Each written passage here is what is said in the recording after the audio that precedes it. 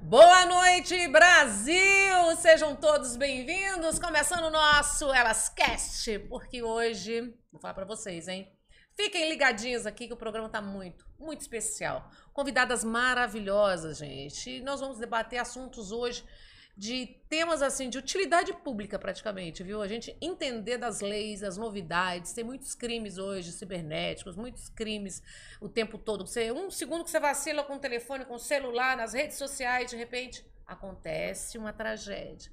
E nós temos duas mulheres maravilhosas, não é, Camila Silveira? Não é? A gente adora receber mulheres maravilhosas. Adoramos. Né, adoramos, poderosas, que realmente estão ali, empoderadas, dominando sua profissão. É incrível isso. E advogadas incríveis, adoro isso. Então, vou falar para vocês da minha esquerda, né? Da minha convidada da esquerda. Advogada e escritora Ana Paula Gimenez, gente. Um pouquinho para vocês conhecerem a história dela. Diretora no Brasil da Associação Ibero-Americana, tá? Do Direito Privado, presidente de Comissão da Família e Sucessões da OAB São Paulo, doutorado em Direito Civil pela Universidade Federal de Buenos Aires, diretora da revista especializada em Direito Civil, pós-graduada em Direito Civil, Processual Civil, pós-graduada em Ciências Jurídicas pela Universidade de Buenos Aires, autora de livros e artigos jurídicos, palestrante, colunista do programa Aqui na Band em 2019 e 2020, autora do livro Divorciei. E agora? Nossa. Bem-vinda, maravilhosa. Prazer estar aqui com vocês.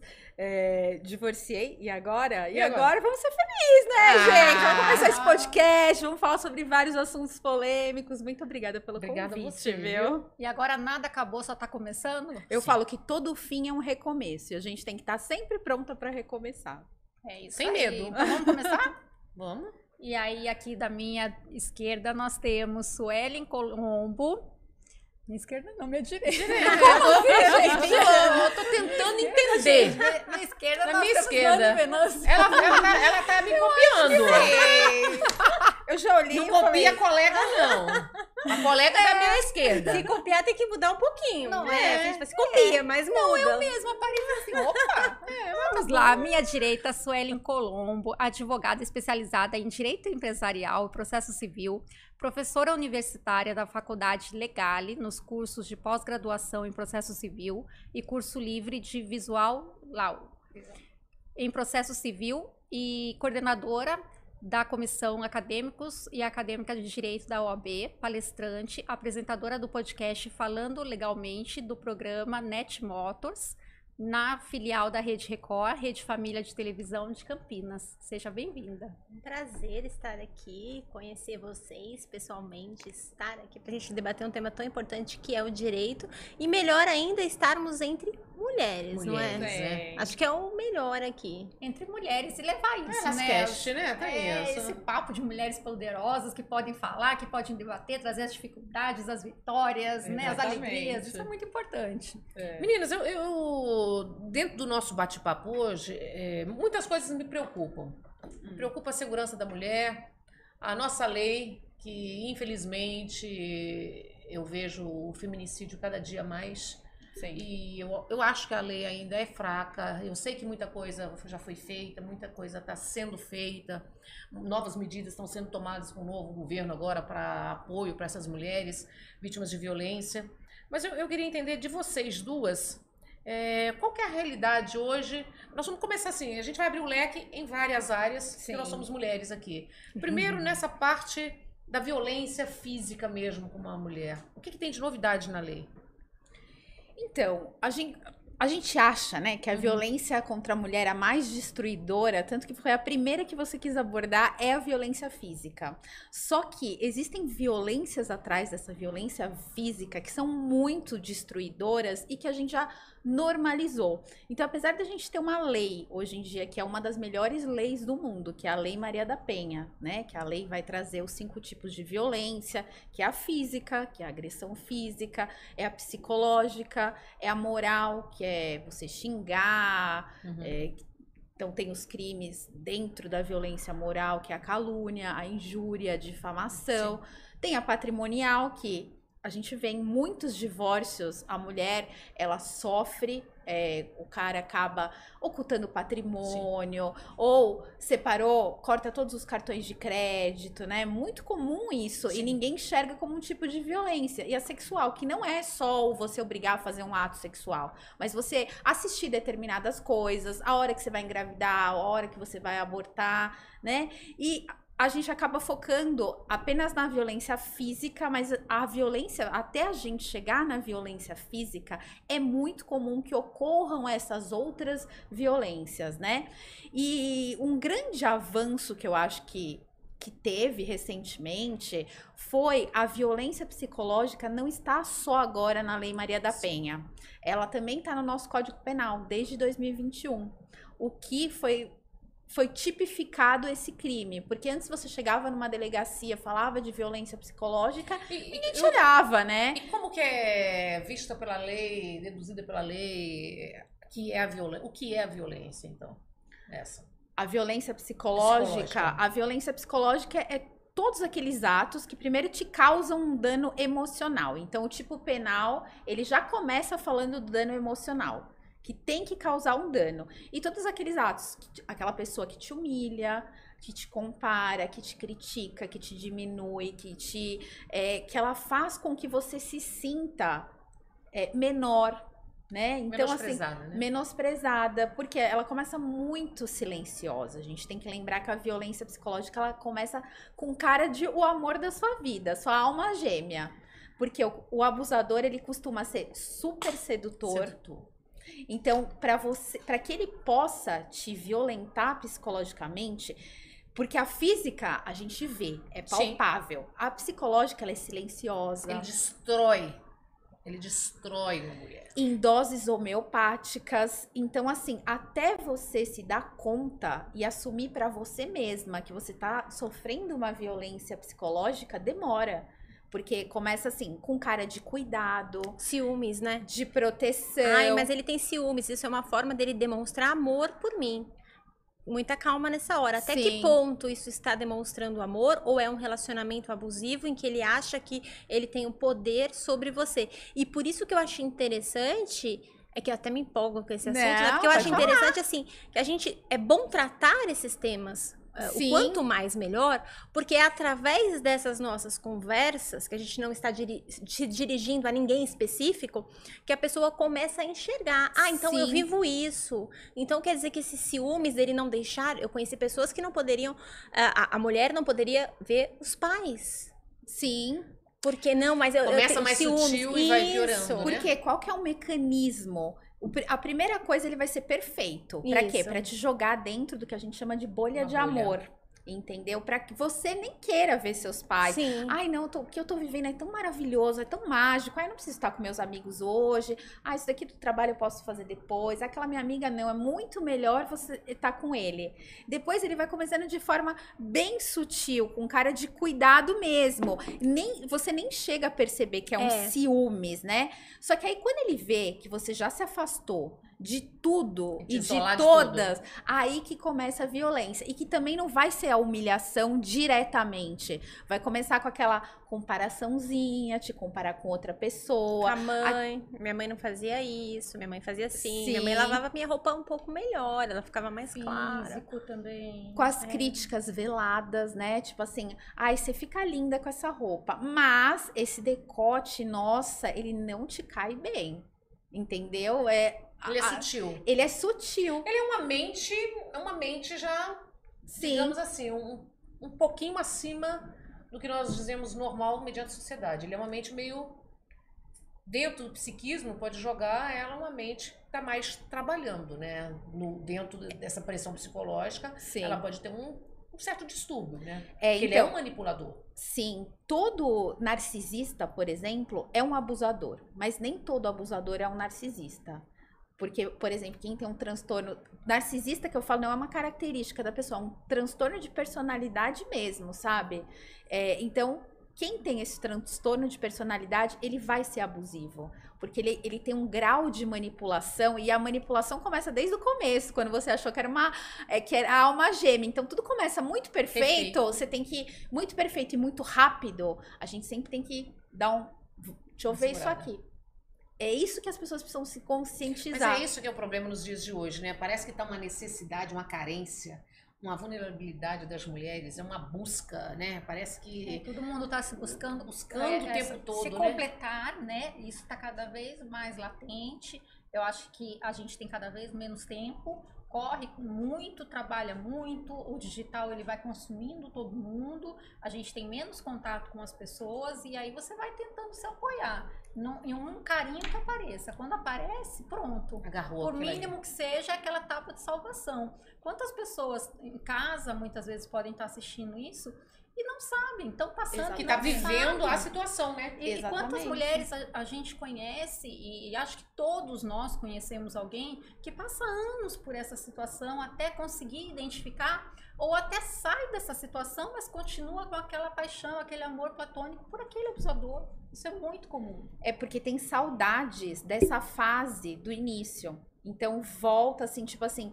Aí a violência vai crescendo, depois que começam as comparações, as críticas, vão começar as manipulações, as mentiras, muitas vezes as traições, né?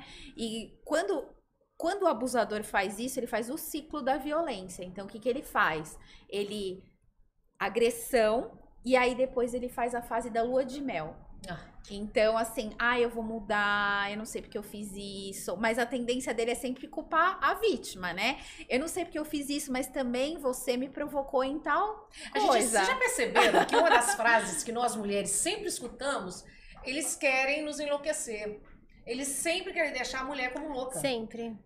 Eles fazem, tá vendo? Você fez isso, mas você me provocou. Sério? Parece que a mulher tá sempre com a culpa de tudo. Você me tirou do Até sério. chegar ao culpa é ponto sua. de quantas vezes as mulheres não escutam exatamente a Né? frase. Você é louca. Isso Que também é muito comum. Sim. Que é um Por isso tipo disso. de violência psicológica que chama gaslighting.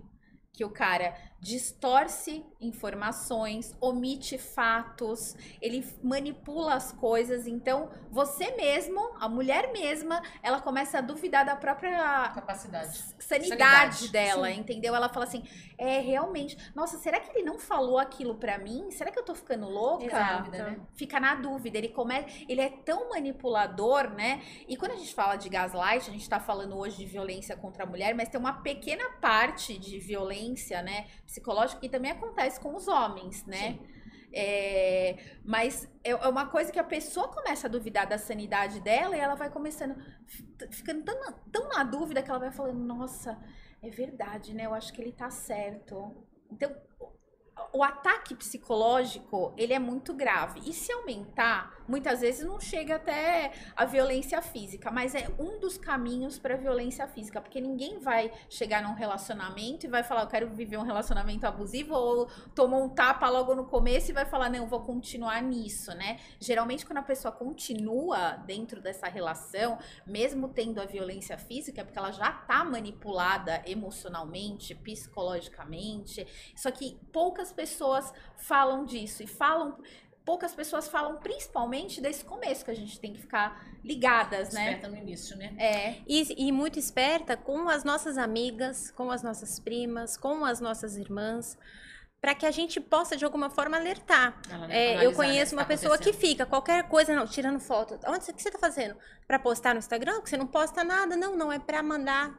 Não, é só para ele ver onde eu tô, com quem eu tô.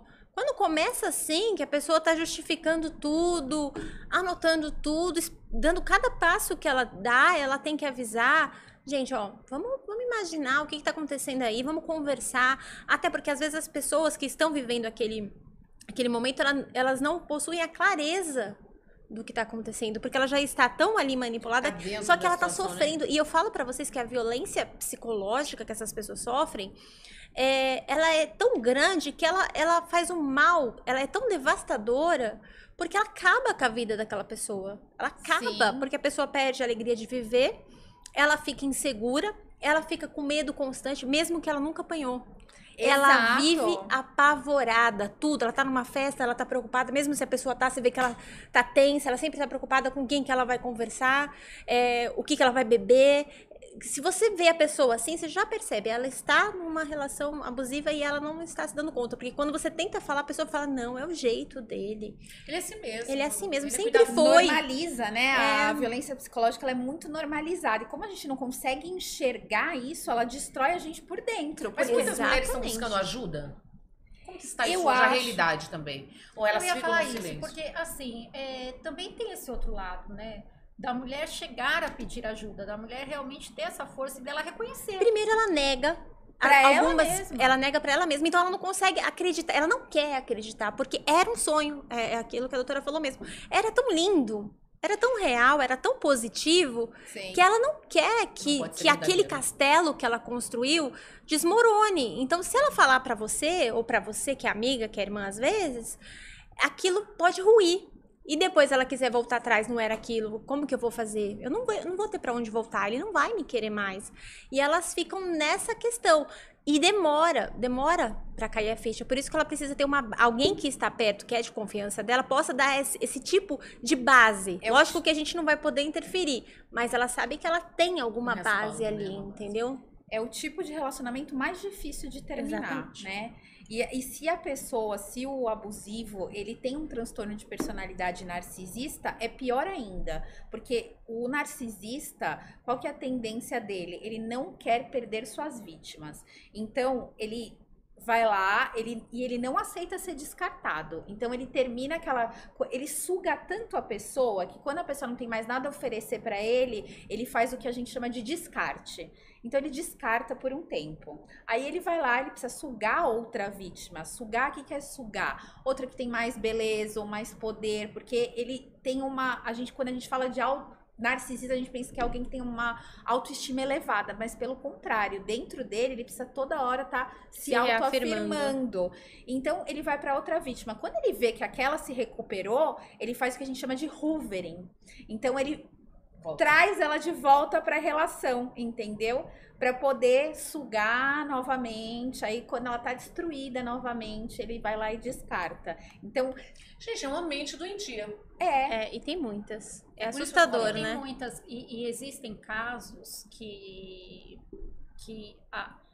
o abuso ele é tão exagerado dentro de uma casa que a família ao redor, né, eu falo filhos, esposa, elas estão tão acostumadas a serem xingadas, a serem maltratadas, a viverem a esse convívio e a ouvirem, né, que não são capazes, que são burras, que são uma série de adjetivos aí, sim. que elas também têm um medo descontrolado de viver sem aquela pessoa, porque a pessoa Dependência emocional. já manipulou isso. Sim. Então ela pensa assim, é ruim isso aqui, mas se eu perder pior com ele, é ruim mesmo com me ele. xingando e me maltratando, fazendo tudo isso, batendo e fazendo tudo isso, como é que vai ser? Eu não tenho condições de viver sem este mundo. Sim. Não se vê mais capaz de viver sem aquele dia a dia. É uma dependência emocional, gente. É porque o relacionamento abusivo, ele é um relacionamento bipolar. Então ele tem os picos de alto romance, entendeu? De coisas que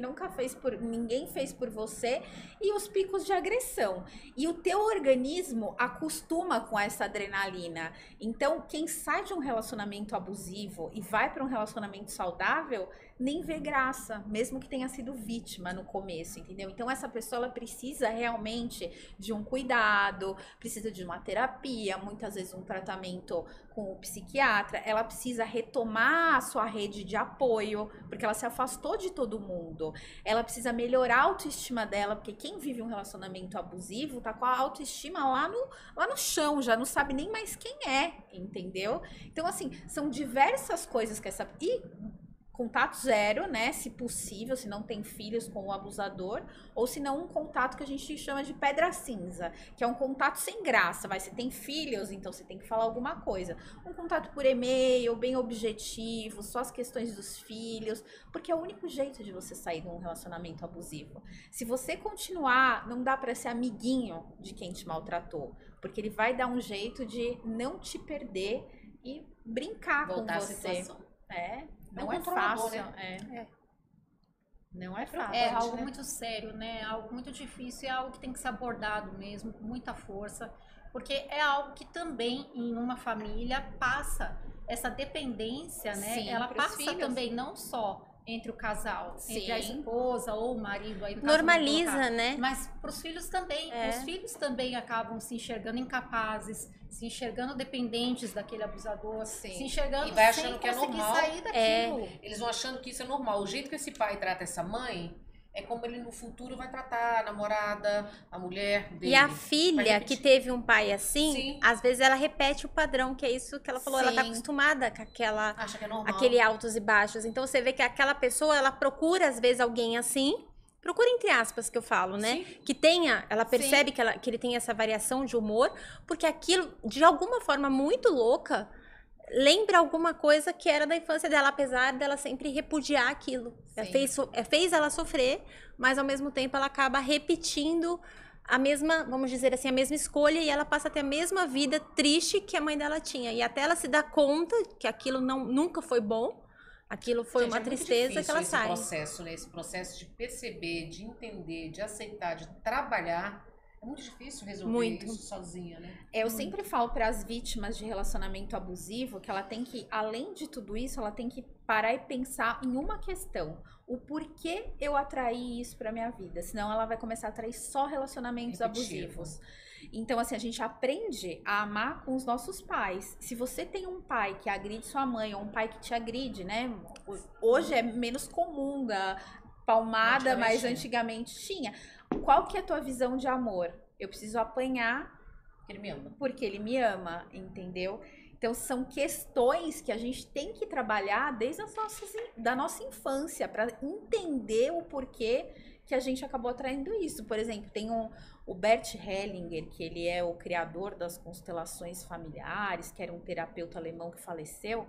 Ele fala que a gente repete os comportamentos da nossa família, mesmo que a gente não goste, por amor inconsciente aos nossos pais. Entendeu? Então, por exemplo, porque muitos casamentos não dão certo? Porque as pessoas ficam olhando o comportamento da família deles. Então, por exemplo, a Nani fica olhando o comportamento da família dela e fala: minha família que faz certo. Ou o marido: olha, minha família que faz certo. Quando cada um fica só olhando para sua família, ele chama de boa consciência, que a gente vai repetindo. A nossa tendência é repetir o comportamento da nossa família para sentir que a gente está pertencendo àquela família. Então, por um amor cego, a gente repete isso. E os relacionamentos só dão certo quando a gente tem a má consciência, que ele fala. Quando a gente fala: tudo bem, aos meus pais, obrigado por tudo que vocês me deram, mas me permita fazer diferente, né? E quando a gente faz uma nova família. E agora a gente tem no direito essa introdução da constelação também, né? Sim. E como é que funciona isso? Isso, a doutora ali é especialista em família, né? Pode... Na verdade, a constelação familiar, ela começou na Bahia com um juiz chamado Sami Stork.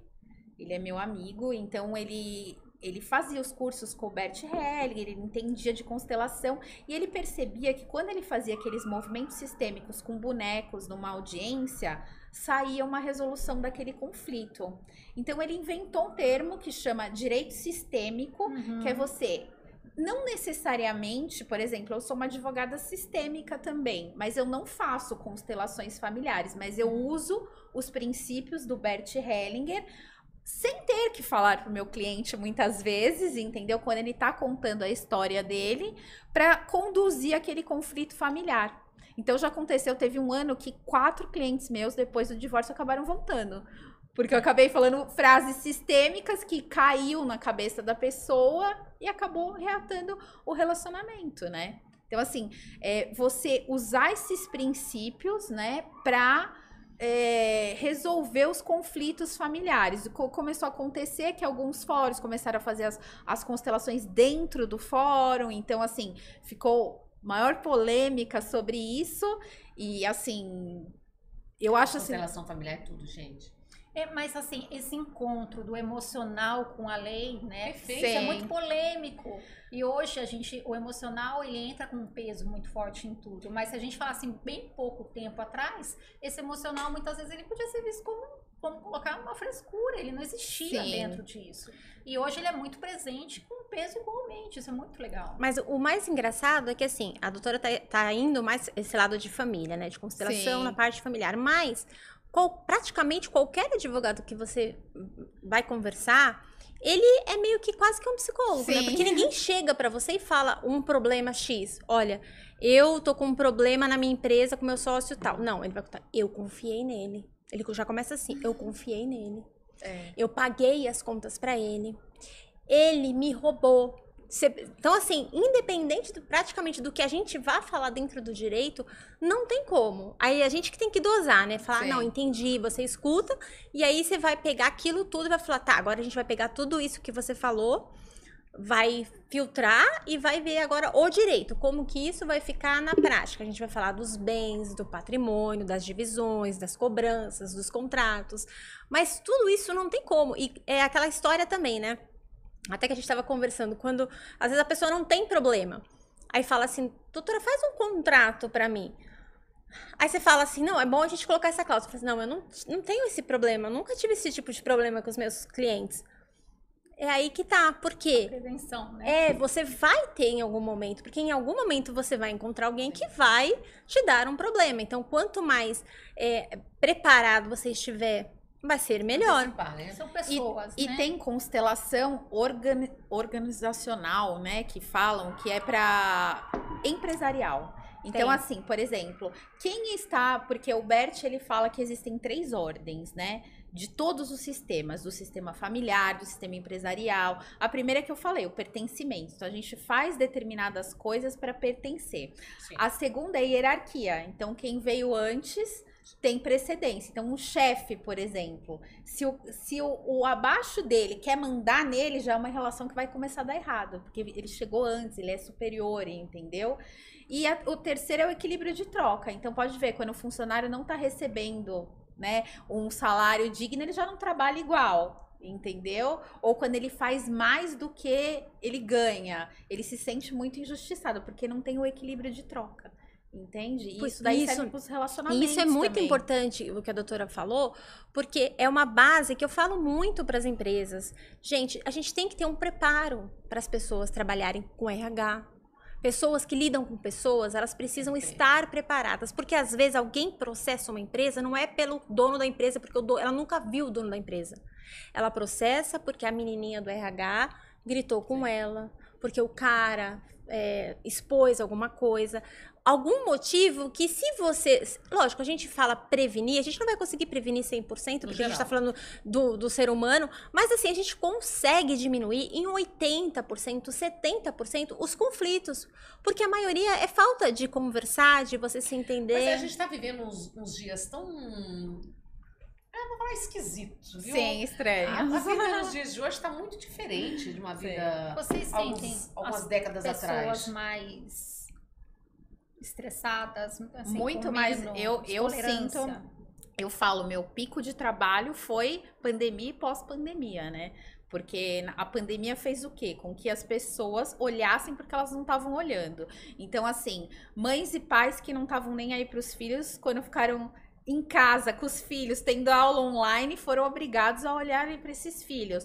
Os casais que viviam com os anestésicos, então era o futebol, era o jantar com as amigas, fora, né? O trabalho, às vezes um amante, entendeu? De repente ficou todo mundo junto, foi quando começaram as crises no relacionamento. Aí eu falei assim... Muita gente separou. Muito, foi o pico. 2021 foi assim, absurdo, aumentou demais os divórcios. Mas também pós-pandemia, acho que com esse negócio de um morar na casa do outro, aumentou também o número de casamentos. Sim. Então, mas eu falo, quando a gente trabalha com direito de família, por exemplo, eu senti a necessidade de fazer formações em outras áreas, da psicologia, de formação de coach, de resolução de conflito, mediação, porque não dá só para você ser um advogado dentro da caixa, na área do direito de família, que você fala a lei, a doutrina, o que os tribunais falam. Você precisa entender do ser humano, e com isso você consegue humanizar esses conflitos familiares. Porque vai acabar o teu trabalho num processo judicial, o juiz vai decidir, mas aquela família vai continuar, entendeu? O divórcio, ele acaba com o casamento, ele não acaba com a família vai continuar num novo formato. Se era uma família que todo mundo morava na mesma casa, vai começar a ter 2 casas. Mas aquele pai vai ser pai daquela criança, aquela mãe vai continuar sendo mãe da criança. E nosso trabalho como advogado é muitas vezes dar uma segurada nessa briga. Pra não destruir... né, doutora? Então, mas é uma forma mais humanizada de trabalhar, né? Tem pais que não separam de uma mãe, separam da família. Sim. Eu falo, tem muito... Eu até gravei uma história sobre isso. Eu advogo para homens e mulheres. Por quê? Porque o que eu vejo... Muitos homens, eles ficam desesperados, com medo de perder os filhos, e muitas mães não deixam esse acesso. Então, eles ficam brigando para ver os filhos. E, em contrapartida, tem muitos que não estão nem aí. Nem materialmente, nem no convívio, né? Porque a criança, ela precisa de amor, de carinho, mas ela precisa também do sustento. E o que eu tô vendo uma tendência agora também, das mulheres deixarem os filhos com o pai, como residência fixa. Só esse mês no escritório foram 2 casos. Então, tá mudando muito as coisas. Entendeu? Porque hoje, né, quando trata na separação, antes olhavam, tinha idade, que a criança podia opinar. Hoje mudou muito, né? Esse acompanhamento psicológico para ver, tá sempre em prol do bem-estar da criança. A criança tem um peso na decisão, na escolha? Como você disse que 2 filhos ficaram com os pais recentemente. O que acontece é que num processo de família tem um negócio que chama estudo biopsicossocial. O que é isso?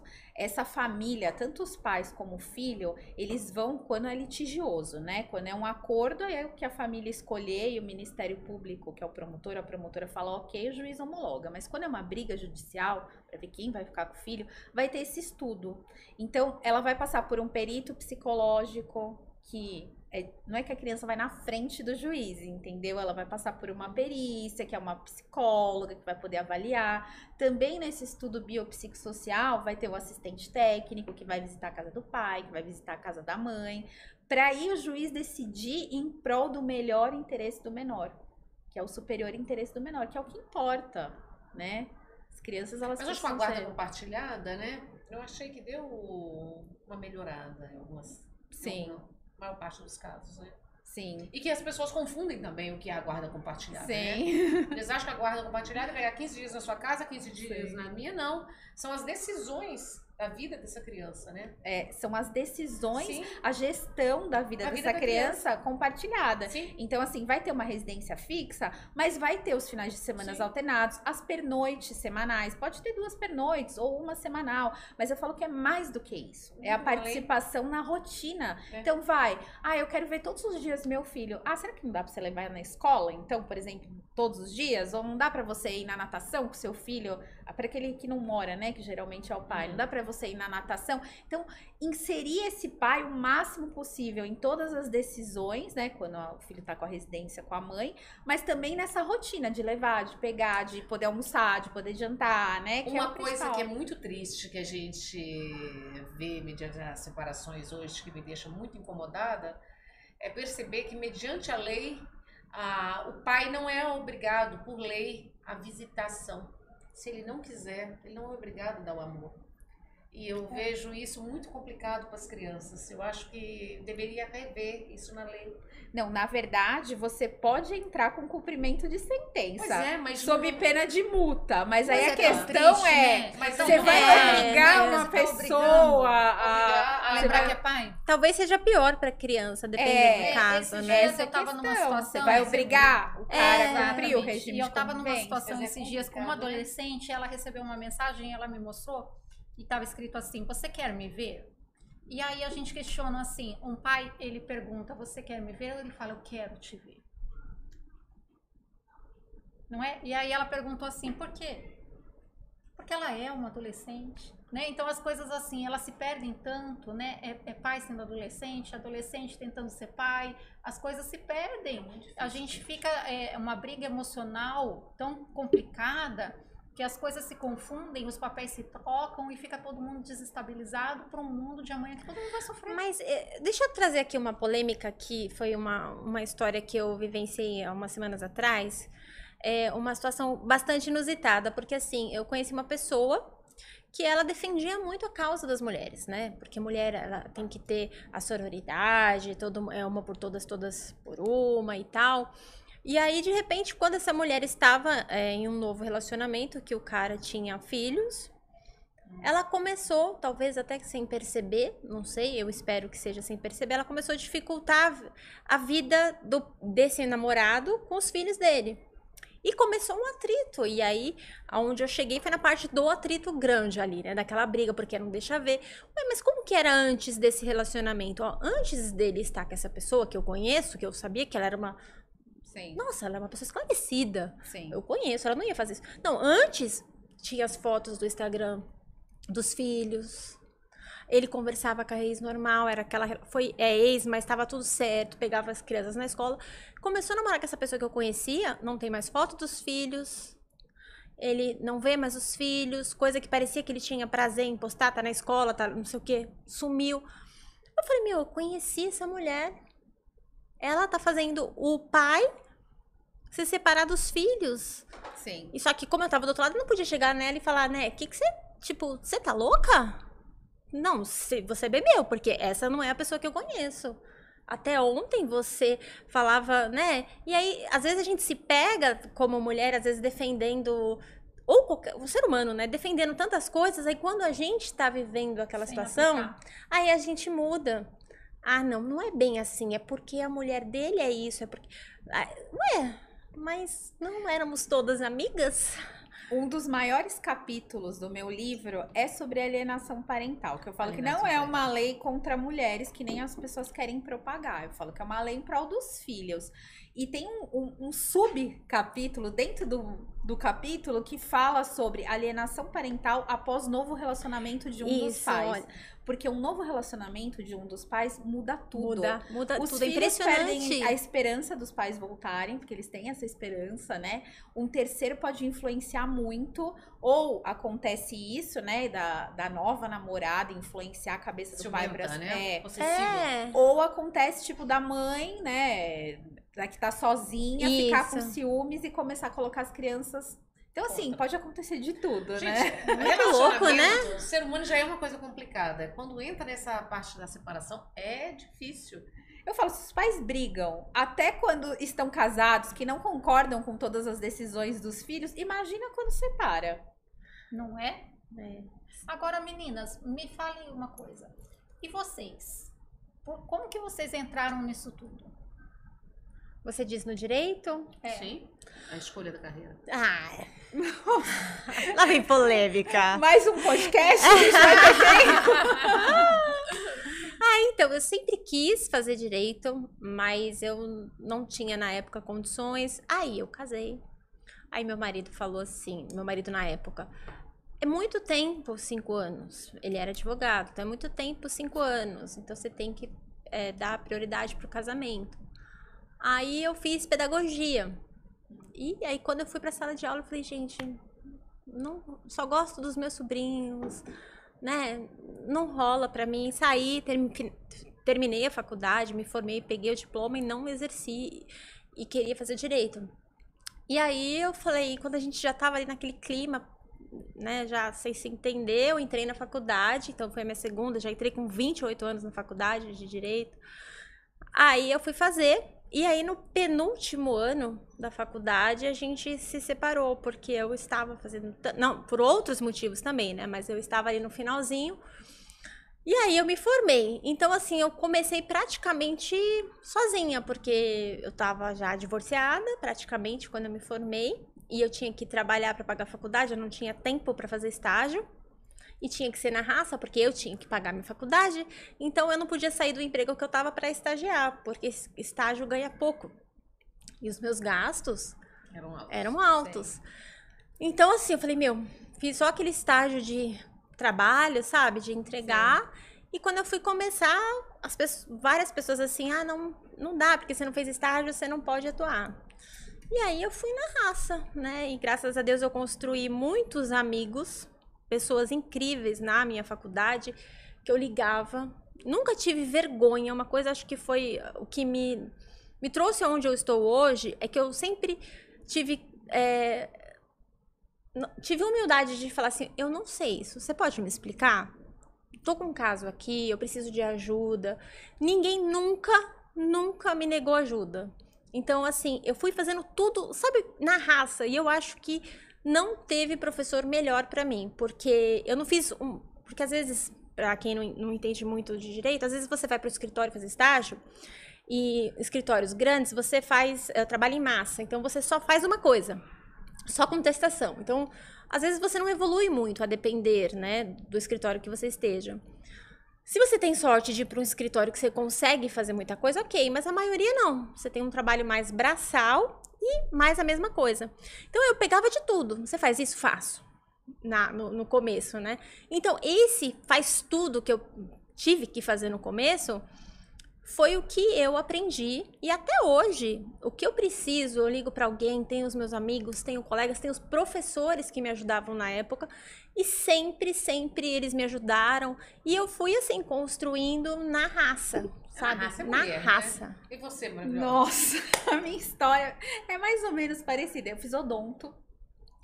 Aí eu terminei odonto. Aí eu cheguei à conclusão, no final da faculdade de odonto, eu falei, gente, eu não gosto de boca. Não gosto de mexer em boca. Não tinha esse negócio de harmonização facial, nada disso. Aí eu fui fazer radiologia odontológica. E nesse meio tempo eu conheci o pai das minhas filhas, que era advogado. Casei com ele. Então casou um advogado com uma dentista. E a gente não tinha filhos. E ele estudava para concurso público. E tinha um programa na TV, que tem a TV Justiça. Então, ele assistia aulas do Saber Direito. E a gente não tinha filhos, começo de casamento, tá toda apaixonada. Eu ficava lá assistindo aula com ele. Aí, um dia eu falei assim, eu gosto muito mais de direito do que de odonto. Com clínica que meu pai tinha me dado. Aí eu cheguei pro meu pai e falei, pai, olha, agradeço muito a clínica que você me deu antes de casar, mas eu vou fazer direito. Nossa, foi uma revolução, né? Como que você vai largar tudo isso? Não sei o que. Eu falei, eu me apaixonei por direito. Aí eu entrei na faculdade de direito. Nisso ele passou num concurso público, foi morar em outro estado. A gente ficou 3 anos casados, cada um morando num estado. Até que ele voltou para São Paulo. A gente teve, aí eu entrei na faculdade de Direito, aí eu tive as 2 filhas no meio da faculdade, então tive primeiro uma e depois a outra, e no último ano de faculdade, quando a Sofia tinha 10 meses e a minha outra tinha 1 ano e 2 anos, eu me divorciei. Então eu tava no último ano de faculdade, eu tinha mais de 30 anos, com as 2 bebês, amamentava, e eu falei assim, vou fazer uma prova, eu sempre fui bem nerd, assim, falei, vou fazer uma prova da UAB pra ver como é que é, passei, e nunca tinha feito estágio, porque eu tive as meninas no meio da faculdade, aí eu fui fazer um cursinho à tarde pra aprender a fazer petição, que eu não sabia nem fazer petição, mas eu falei assim, não, essa prova da UAB é super difícil, imagina, eu passei na primeira fase, eu vou ter que aprender, então eu fazia cursinho à tarde, faculdade à noite, as 2, saía no meio dos intervalos pra amamentar, divorciando, foi assim, uma loucura. Aí eu consegui passar. E aí, quando eu fui pro mercado de trabalho, quem vai querer uma mulher com 2 bebês, amamentando, e recém-divorciada e com mais de 30 anos? E sem estágio. E sem estágio. Aí eu estudei uns 2 anos para concurso público, mas aí eu me comparava com as outras pessoas. Então eu falava assim, gente, o pessoal é tudo novo, tem tudo 20 e poucos anos, estão aqui estudando o dia inteiro. Eu vivo nessa loucura, eu consigo estar aqui no cursinho só quando minhas filhas estão Sofreu algum tipo de preconceito? Sim. Rolou muito essa semana. Essa semana foi. Da mulher na faculdade lá, né? Sim. E aí o que aconteceu, Nani? Aí eu peguei e desisti. Eu falei assim, eu preciso começar a pagar as coisas das minhas filhas. Aí eu falei assim, quer saber? Vou pegar uns processinhos. Então comecei a advogar, assim, sabe? Sem pretensão nenhuma. Eu sempre amei direito de família. Então, desde o começo da minha carreira, foi isso a nossa diferença. Eu só faço direito de família e sucessões. Então, eu falei assim, não, então já que eu vou ser advogada, eu vou ficar boa nessa área. Eu comecei a perceber que não dava, né, nesse primeiro momento. Aí eu fui deixando os concursos, foi dando tudo certo. E aí eu comecei a perceber, eu falo, quando a gente tá no caminho errado, como era odonto pra mim, ou o concurso público, Deus dá um jeito de empurrando a gente pro caminho certo. E parece que as coisas fluem muito melhor. Então eu comecei a ter vários desafios, né? Ai, não, vou ficar boa nessa parte. Então, assim, eu escrevia livro, ao mesmo tempo eu tenho as fotos das meninas brincando do lado, elas são super CDFs. Por quê? Porque eu falo para elas estudarem? Não, porque elas acostumaram, tipo, me ver estudando, fazendo doutorado, né? Então elas olham, nós somos os exemplos, e foi esse jeito que eu fui fazendo, assim, eu não tive uma fórmula, eu não planejei minha carreira, mas eu acho que quando eu ajustei a vela, né, do veleiro, eu acho que Deus deu uma impulsionada, eu consegui realizar muitas coisas que eu nunca imaginei, entendeu? Nem nos meus melhores sonhos. E eu acho que essa é a diferença, porque a gente não seguiu o padrão. E a gente não teve aquele apoio, tipo, de um pai que tem um escritório, que vai, né? Não, a gente, é isso, eu vou, não sabe aonde vai dar. Pô, mas e eu me perguntava, mas todo mundo fazia estágio. Ex-advogado ainda. E todo mundo assim fazendo estágio, e eu, meu Deus. Aí eles chegavam na sala e falavam assim: você fez aquela petição? Eu, meu Deus, eu não sei fazer nenhuma petição, né? Mas todo eu mundo era já como comentava. você, eu sempre perguntava, eu não tinha vergonha. Uma amiga minha falou assim, logo no começo da minha profissão, ela falou assim: olha, vai lá e pergunta. Aí às vezes eu tinha vergonha pra perguntar pra outra advogada, eu ia no cartório do fórum. Também. Perguntar pro pessoal que trabalhava no fórum. E foi assim que eu fui aprendendo como Eu ia ela. assistir a audiência antes. A primeira audiência trabalhista que eu acabei fazendo, que eu peguei uma empresa e eu falei pros donos até, não, mas é que, né, você é nova? Eu falei, sou nova na área, né? Apesar de eu já ter, né, mais de 30 e poucos anos, mas eu era nova advogada. Aí eu falei, sou nova. Ele, não, é assim mesmo que a gente quer. Aí eu falei, tá bom, tô nessa empresa até hoje, trabalhando. Sim. E aí eles me deram um monte de coisa, e aí eles me deram teve uma trabalhista que eu fui fazer, eu falei, meu Deus, eu nunca fiz uma trabalhista. Aí eu fui na sala da juíza, na vara, que ia ter a audiência, assisti todas, uns 3 dias assistindo todas as audiências daquela juíza, para entender como que ela ia perguntar. E aí no dia ainda pedi pra minha amiga, que era mais experiente, você pode ir comigo? Minha amiga foi, doutora Natasha, muito obrigada. Ela foi comigo e ela ia... Fala. E aí, tipo assim, quando ela via que eu tava insegura, ela me ajudava. E foi assim, eu assisti todas as audiências. Até os trejeitos da juíza na hora que ela vai perguntar isso, eu já sabia o que responder. E eu acho que essa é a diferença. Né, gente? É dedicação, né? É dedicação, que essa polêmica da mulher de 40 aí, na faculdade. Se eu parasse pra pensar, eu vou começar o doutorado com quase 40 anos, né? Se eu parasse pra pensar nisso, eu não teria feito, entendeu? Eu não teria chegado aonde eu acho que eu cheguei, aonde eu posso chegar ainda, se eu ficasse parando pra pensar a minha idade. Eu não me sinto, eu não me sinto eu tenho 46 anos, assim, eu me sinto super nova, que eu ainda tenho muitas coisas pra fazer, eu converso com meninas de 20 como conversaria com mulheres de 40, né? Eu acho que hoje em dia a rede social acabou... Mas eu fico muito triste, essa coisa me deixa muito, até indignada de ver 3 jovens mulheres, né, meninas, mas mulheres, com tanto preconceito, com tanto rancor, destilando, né, aquilo lá, o veneno.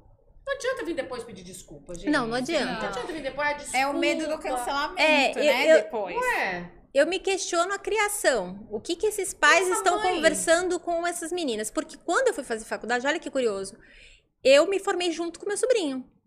Na mesma sala, eu era a tia. Não tinha como fugir, né? Porque todo mundo sabia que ele era meu sobrinho e ele sentava bem longe de mim. E era uma geração diferente, né? Ele estava bem longe. Ele queria paquerar algumas meninas, não é. A tia tava na e sala. eu querendo sentar com ele, ele sentava lá.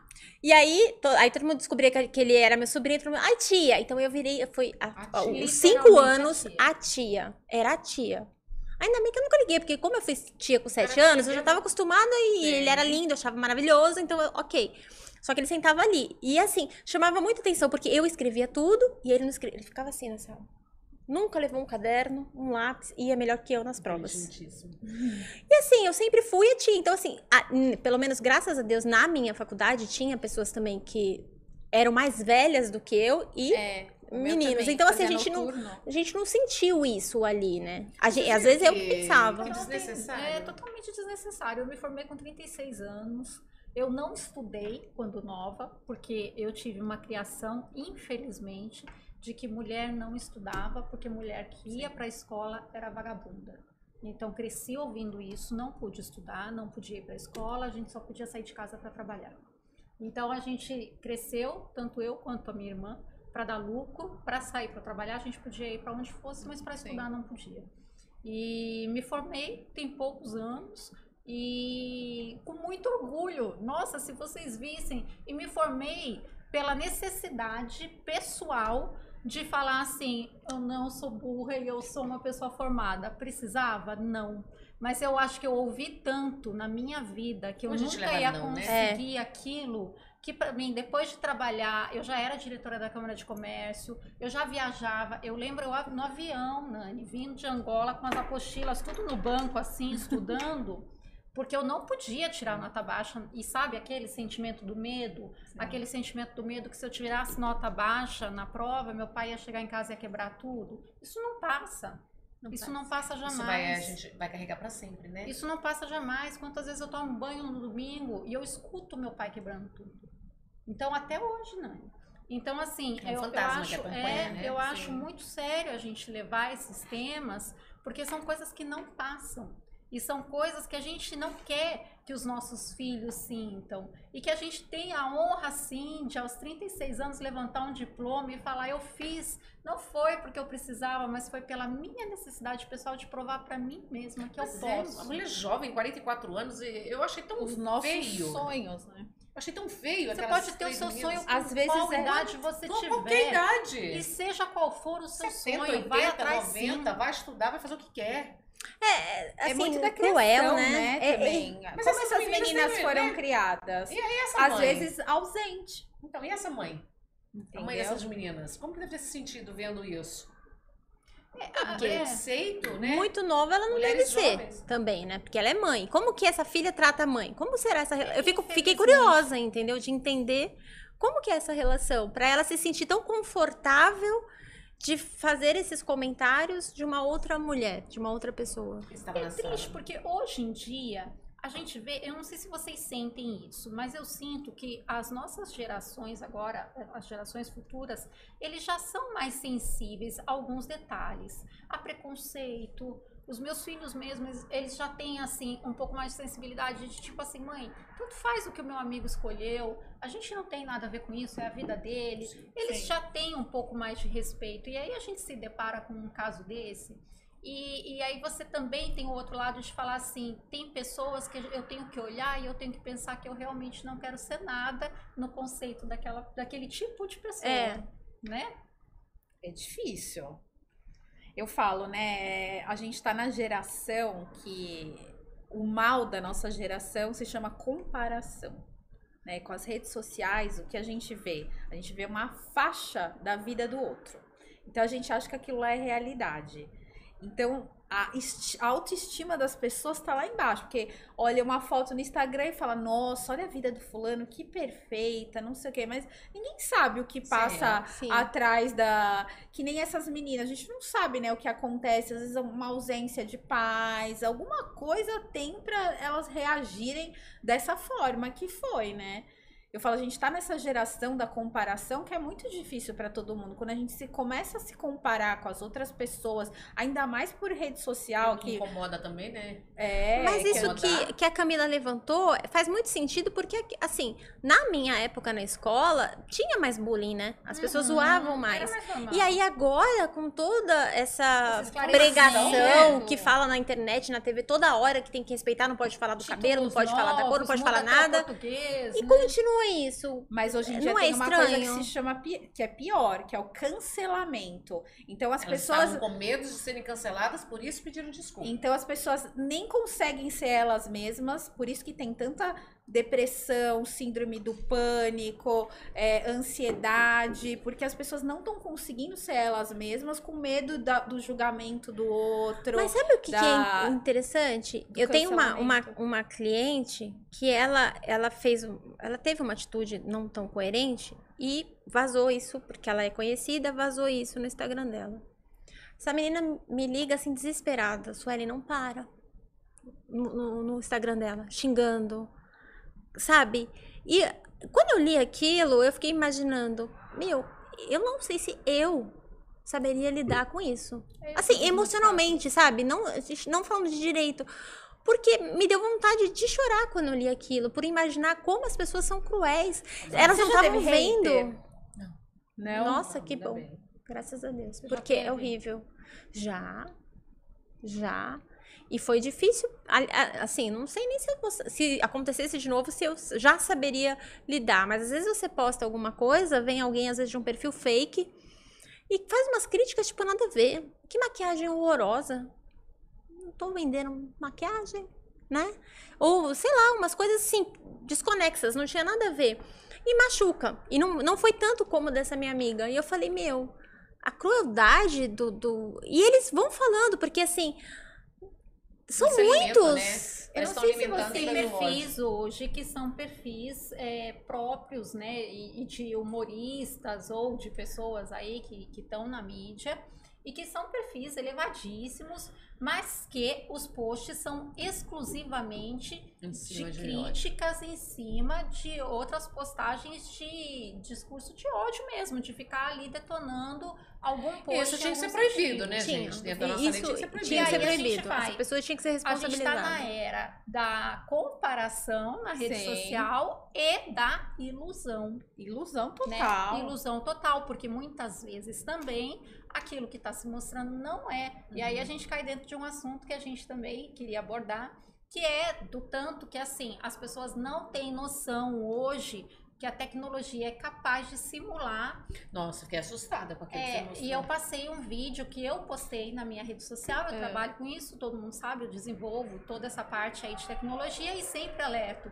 que são de adolescentes que são abordadas hoje na rede social por celebridades. Então, por exemplo, um perfil fake da Nani, né? Chega lá, aborda uma fã e faz uma super amizade com ela e tá lá conversando com ela e pede fotos e assim por diante. Só que na verdade não é a Nani, é uma outra, é um homem atrás. Esse vídeo tá postado lá no meu perfil. E assim, é uma cena. Vai passar aqui? Vai poder passar? Pode passar, claro, te mandar pro Borel.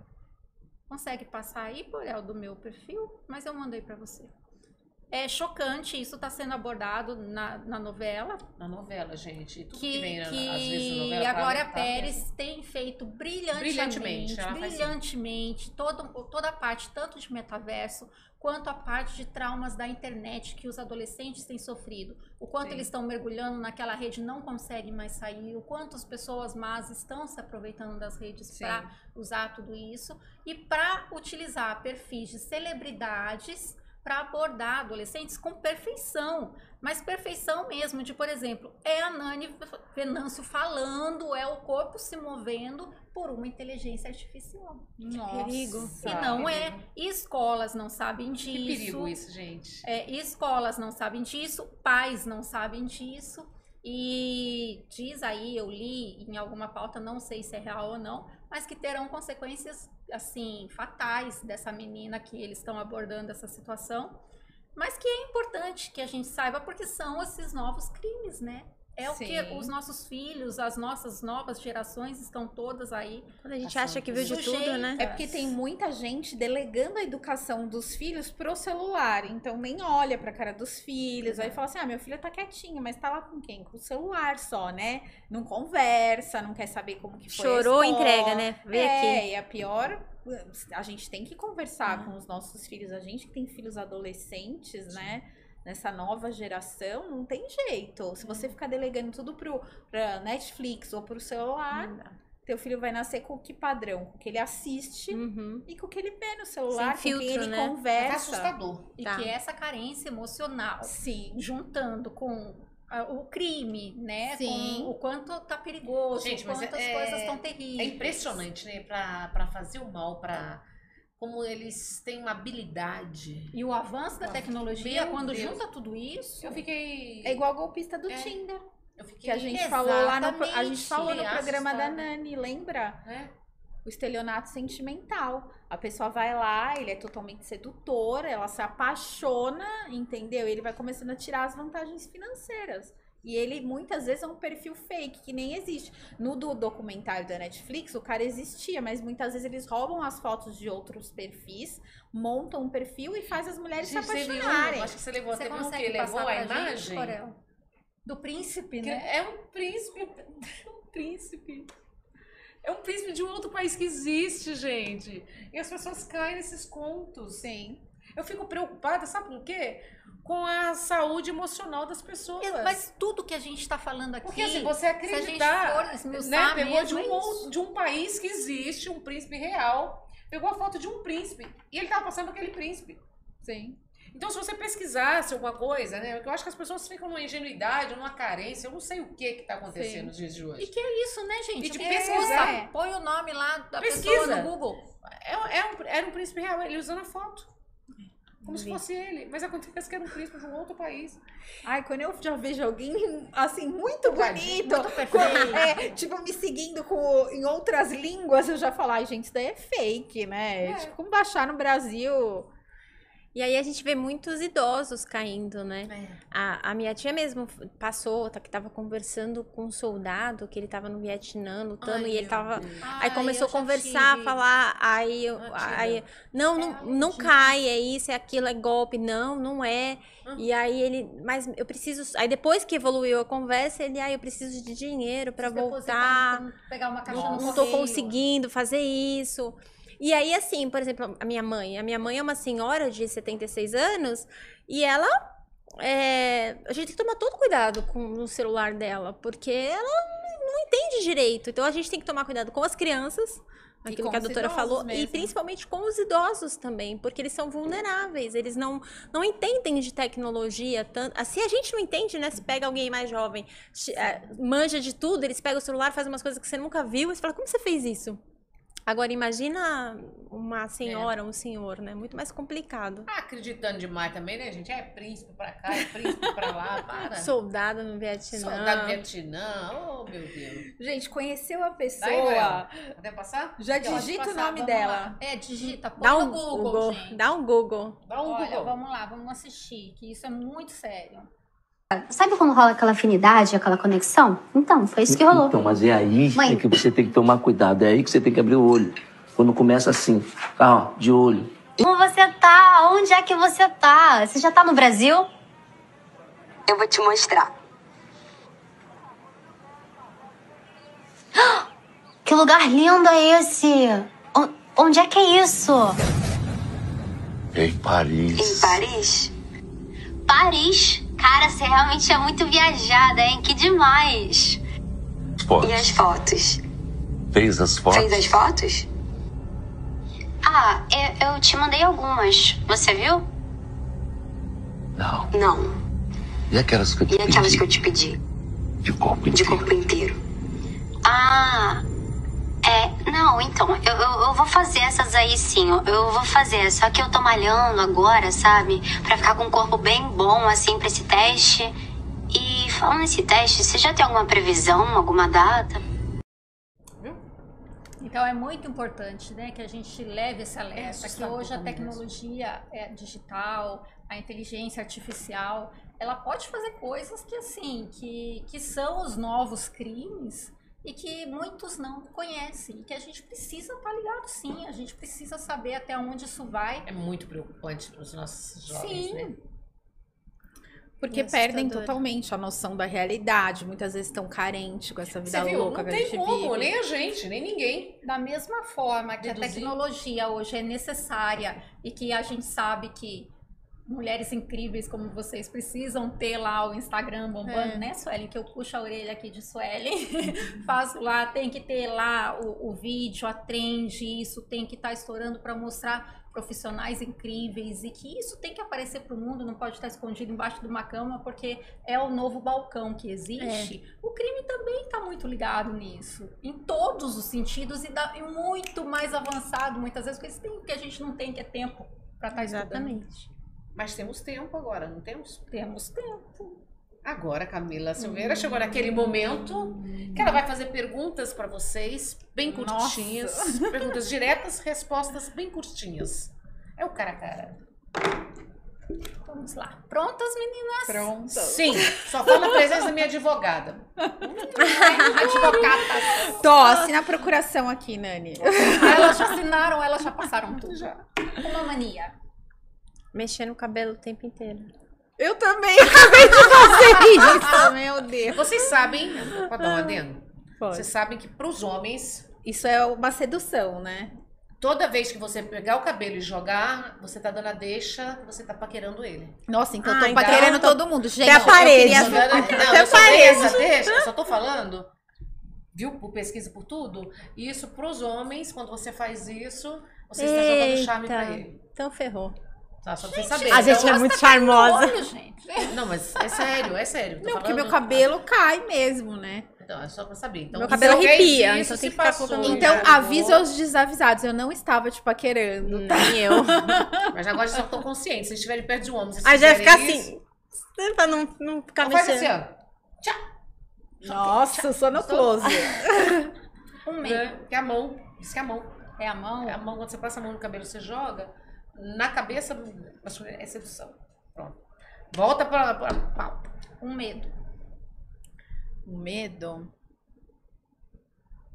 Ficar longe das minhas filhas. Olha, vou te falar que é parecido. Ficar longe da minha família. Assim, eu tenho. Não consigo me desvencilhar deles. Pra mim, minha família é aonde eu me encontro. Um defeito. Ixi. Um defeito, Ah, não. eu odeio acordar cedo e durmo tarde. Ah, eu acho que um defeito também tem esse, mas eu vou falar outro, né? Porque senão vão achar que a gente virou irmã Combinou, aqui. é. Não, irmã aqui. Então, eu queria gostar de malhar. Eu acho que é um defeito eu não gostar de academia. Porque eu tô precisando e. Nossa, mas é. Eu vou aprender também, amiga, tô nessa. Quando você conseguir, defeito. você me avisa. Eu tô indo, mas é um Quando agora. você conseguir, você me avisa que a a gente gente Tem que fazer umas coisas sem vontade, né, Tem, na né? vida. O adulto Mas eu é não isso, consigo né? nem fazer sem vontade. Sabe aquela coisa vai na força do ódio? Não, ultimamente eu tô indo, vai.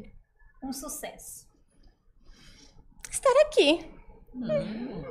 As filhas que eu criei, apesar de todas essas adversidades que eu passei. Então, hoje em dia, eu olho pra carinha delas, eu vejo o caráter que elas têm. Eu falo assim, olha, posso ter todo o trabalho do mundo, todo o currículo do mundo. Nada disso vale se não é, assim, as pessoas, as adolescentes que eu criei. Então, até agora, eu acho que eu fiz um bom trabalho. Maravilhosa. Um objeto que você não vive sem. Acho que o celular hoje. Celular. Uma comida. Chocolate. Japonesa. Uma roupa. Um bom costume. Um conjuntinho. Qualquer coisa que seja assim, transpassada, sabe? Um vestido transpassado, uma camisa transpassada, uma também. camiseta transpassada. Uma lembrança. Meu pai. Uma lembrança. Ai, gente, que difícil. Não tem nada assim que eu sinta saudades, mas eu tenho uma lembrança das minhas filhas bebês, entendeu? Quando elas dependiam mais de mim. Cresce muito rápido, gente, vocês não acham? A minha tá com 27, imagina. Uma crença. Em Deus.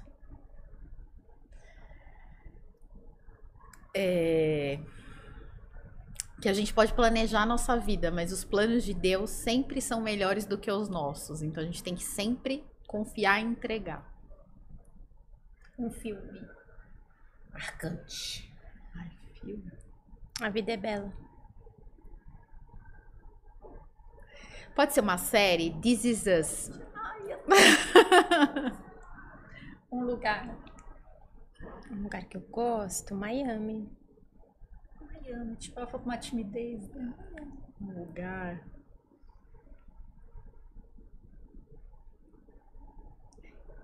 Você viu meu currículo quando eu falei, né? Eu tenho uma paixão por Buenos Aires, né? Que eu Buenos Aires. faço o doutorado lá. Então eu sinto que é a minha segunda casa. Assim, não tem nada de especial, mas eu me sinto bem lá. Caça. É. Me caça, me caça, Me caça. me caça. Uma loucura. Faz uma loucura por mim. Ai, gente. Falando loucura, já ficou cega, não? Quietinha. Não consigo. Não consigo uma loucura. Não consigo lembrar uma loucura. Pode passar daqui a pouco volta? Não? Assim, Uma loucura? Não, nós somos assim, quase advogadas aqui, a gente tá pressionando. Tem as regras, né? Tipo O qualquer contrato. coisa? O que Tipo eu uma fiz? loucura. É.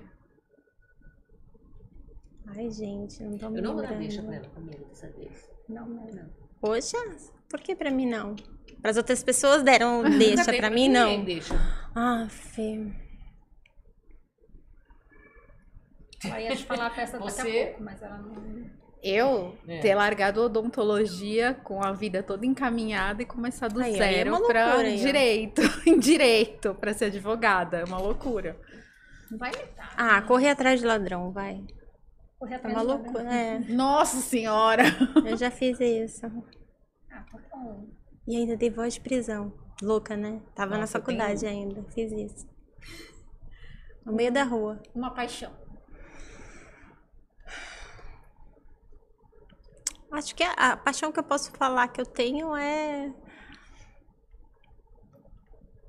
Acho que é Deus pra mim, que é tudo que eu tenho, que eu acho que é relevante, que é o que me importa. O resto a gente consegue, faz, ama, gosta, mas assim, aquilo que realmente me motiva é Deus, são as coisas dele, é o que realmente me faz bem, é aquilo que eu realmente não posso viver sem. Então, acho que é isso. Deus, né? Óbvio, mas assim. Minhas filhas. Porque eu só sou a mulher que eu sou hoje depois que elas nasceram. Acho que elas foram combustível pra eu seguir em frente. Acho que eu vou ter que ter filha depois disso tudo, Não, né? porque assim, Porque, tipo eu assim, falo- eu não tenho filho pra falar assim, não. Quando eu me divorciei, eu olhei pra carinha delas, eu falei assim, gente, eu vou ficar aqui chorando, porque eu tava chorando, óbvio, né? 2 crianças, sem trabalho, sem nada, ou eu vou ser um exemplo pra elas? E eu preferi o outro caminho, então assim, eu acho que elas foram assim o combustível da minha vida. Então, presentes de Deus. Sim, totalmente, entendeu? Amiga, pode arrumar um bebê. Pode Arruma. bom. Depois Tá desse bom. podcast você vai Não, engravidar. agora eu vou ter que pra no próximo eu tá na responder energia diferente. aqui, Aí eu tá? vou falar, ai, meu bebê, né? Tá, combinado. Se vocês fossem pro Largados e Pelados, Ah, não 2 ia. objetos. Ah, não ia, não Mas ia. 2 objetos que você levaria. Ah, eu não sei o que que é isso. Largados e Eu não Pelados ia. é Nunca uma assisti. série que você Não vai ia. largado e pelada. Simplesmente. No meio do Dois mato. objetos sobreviver na selva, em algum lugar. 2 Jogam objetos. lá e você sobrevive. Pode levar levaria. comida ou tem comida? Não tem Não, comida? tem nada. Você tá jogado Não, na você tá no ilha. Largados e Pelados numa ilha mata. deserta. Uma faca e um cobertor. Um cobertor pra de noite, porque vai É, eu estar ia frio, falar e um uma cobertor. faca pra matar alguém que precisasse ali, um animal, alguma Um coisa. animal, eu também. Eu vou copiar. Copia e cola. Ctrl C, Ctrl V. Ctrl C, Ctrl V. Pronto. O maior objetivo do momento para terminar.